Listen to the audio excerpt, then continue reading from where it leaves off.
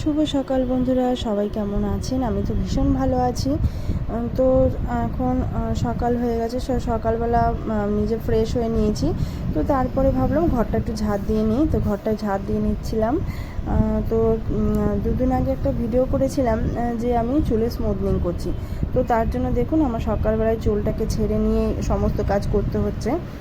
তো চুলটা ছেড়ে নিয়েই, কারণ স্মুথনিংয়ের পরে দুদিন অন্তত চুলটা ছেড়েই করতে হয়। তো সবসময় আমার হয়ে উঠছে না। আমি একটুখানি হয়তো মাঝে সাঝে একটু বেঁধেও ফেলছি, যেটা করা উচিত না। তো আমি করে ফেলছি, মানে এতটাই মানে হচ্ছে না, মানে করে ফেলছি আমি। তো তারপরে তো অরিত্র যাবে স্কুলে, ওর এক্সাম আছে। তো সেই জন্যে আর একটু তাড়াহুড়ো করছি। ও ঘুমোচ্ছে এখন, তো ভাবছি তো ওঠার আগে এই সমস্ত বাসি কাজগুলো যদি তাড়াতাড়ি করে ফেলতে পারি তাহলে অতটা অসুবিধা হয় না। তো চুল নিয়ে একটু ছাড়া থাকলে একটু অসুবিধা হয়, চোখে মুখে পড়ছে বারবার। তো আমি মাঝে অনেকবারই বেঁধে ফেলেছিলাম, জানি না কী হবে। তো তারপরে এবার ঘর ঝাঁট দিয়ে নিয়ে তো এবার গ্যাস টেবিলটাও মুছে নেব।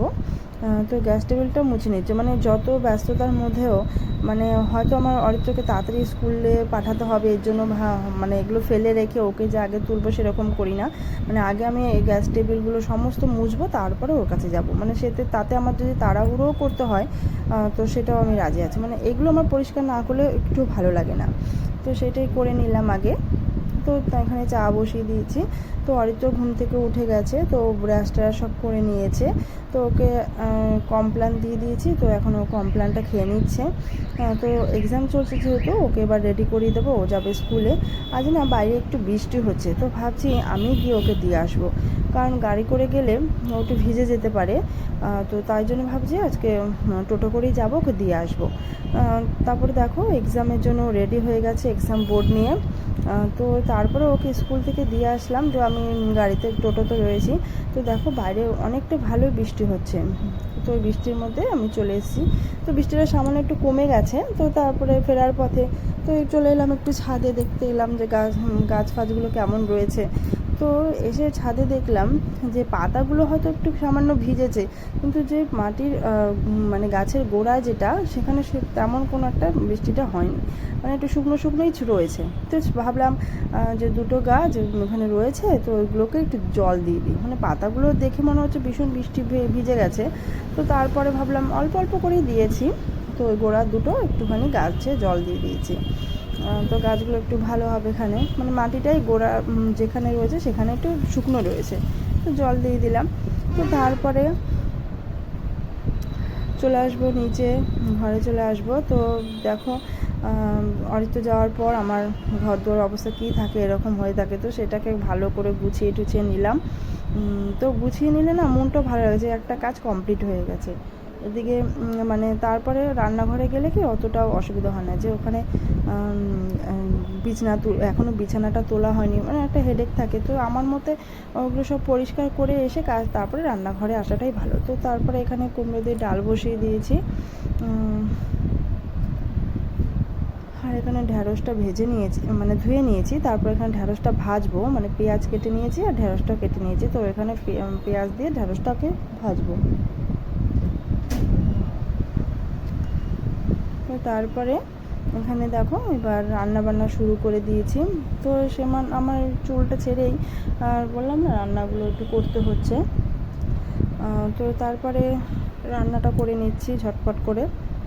এবার রান্নাগুলো দেখবে যে তাড়াতাড়ি যদি হয়ে যায় তো মনে হয় যেন অর্ধেক কাজই হয়ে গেছে। তো তো এখন তো অরিত্র বাড়িতে নিয়েও গেছে স্কুলে, মানে এক্সাম চলছে। তো আমি চেষ্টা করি মানে ও আসার আগে রান্নাটা কমপ্লিট করে ফেলতে। হয়তো কিছুদিন হয়, আবার হয়তো ও এসছে তারপরে হয়তো কিছুটা রান্না করি, মানে সেটাও রেডি থাকে পুরো। তো তারপরে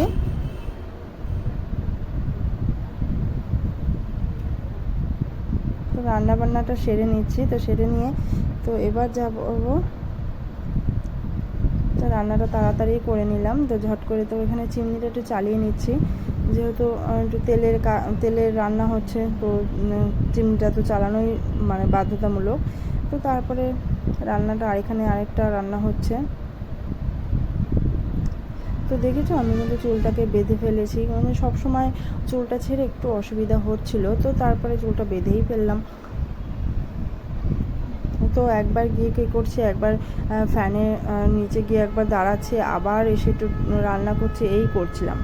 যেহেতু ভীষণ গরম, তো আমার এতটাই গরম লাগছিল, মানে পিঠে এখানে একটা ওড়না দিয়ে রাখছিলাম, মানে ঘাম যেহেতু না হয় সেটাও বলা হয়েছিল, তো সেটাই চেষ্টা করছিলাম যাতে ঘামটা না হয়। তো তারপরে ফ্যানটা মানে কন্টিনিউ আমার ঘরে চলছিল, মানে সেখানে আমি একবারে ঘরে এখানে আসছি রান্না করতে, আবার যাচ্ছি ঘরে, তো এই করে করেই মানে সময়টা কাটালাম। তো তারপরে রান্না বান্না সব সেরে নিচ্ছি ঝটপট করে।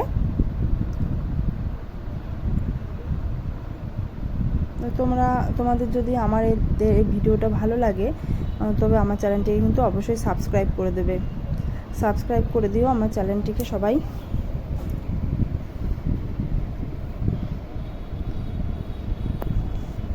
তো এখানে রান্নাটা করে নিচ্ছি।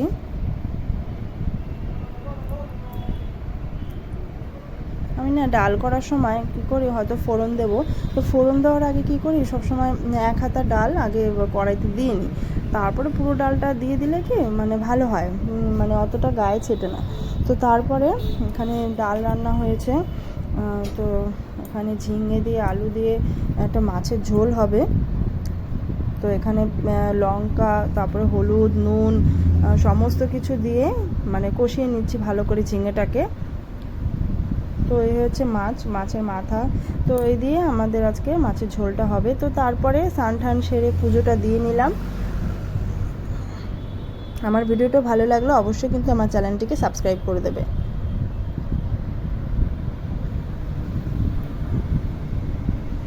তো দেখো কত সুন্দর লাগছে আমার লক্ষ্মী মাকে পুজো দেওয়ার পর।